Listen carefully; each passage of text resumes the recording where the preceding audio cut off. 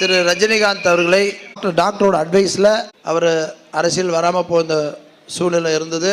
நாங்கள் எதனால் இதை சொல்கிறோன்னா, முதல்ல நான் உண்மை பேசுகிறேன்றது உங்களுக்கு தெரியணுன்றதுக்காக சொல்கிறேன். மேடை ஏறிட்டோம் பொய் பேசுகிறது தான் மேடை. இவ்வளோ நாள் பொதுக்கூட்டத்தில் நீங்கள் பேசுகிறதெல்லாம் பொய், உங்களுக்காக பேசுறது, உங்களை ஏமாற்றத்துக்காக பேசுறது. நான் அந்த பேச நான் இங்கே வரலை, நடந்ததை சொல்லணுன்றதுக்காக சொல்கிறேன். ஆதவ் சார் எங்களை பேசும்போதெல்லாம், நான் இப்போ ரஜினி மன்ற மாவட்ட செயலராக இருக்கும்போது அன்றைக்கி போராட்டத்தில் அவர் பேசுறதா பெரிய சர்ச்சைகள் இருக்குது. அந்த சர்ச்சைகள் நான் அங்கே இருந்தேன்.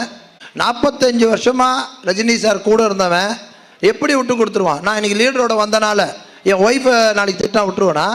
என் பையனை திட்டினா விட்டுருவேனா? என் நண்பனை திட்டினா விட்டுருவேனா? அது மாதிரி 45 வருஷம் அவர் கூட இருந்தவன் நான் எப்படி உணர்வு இல்லாமல் இருக்குமா?